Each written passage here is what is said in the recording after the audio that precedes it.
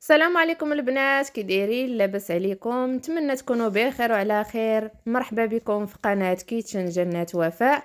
اليوم ان شاء الله غنشارك معكم واحد البلا اللي بالملج كيجي في الفران زوين. خليكم معايا حتى الاخر ديال الفيديو.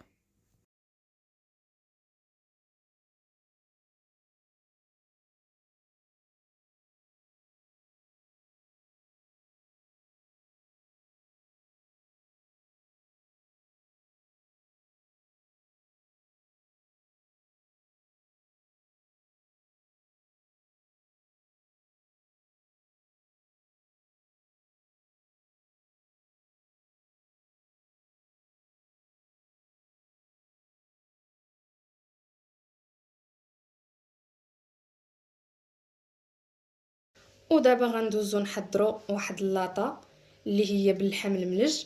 غندفعل الفران ان شاء الله. كما كتشوفوا هنايا عندي اللحم الملج طروسويات، وهنا عندي الملحه والبزار والثومه وشويه ديال الزبده. غنخلطهم مزيان باش ندخلهم في هاد اللحيمات.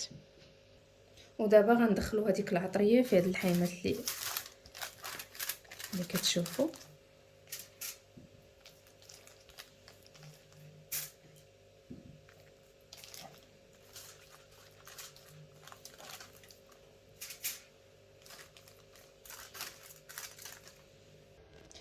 من بعد ما دخلت هذيك العطريه كامله في هاد اللحيمات، دابا غنغطيه ببابي الومنيوم وندفعوا الفران.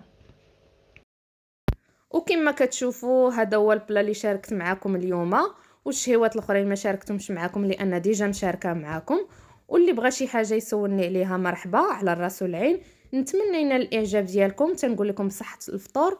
مع السلامه.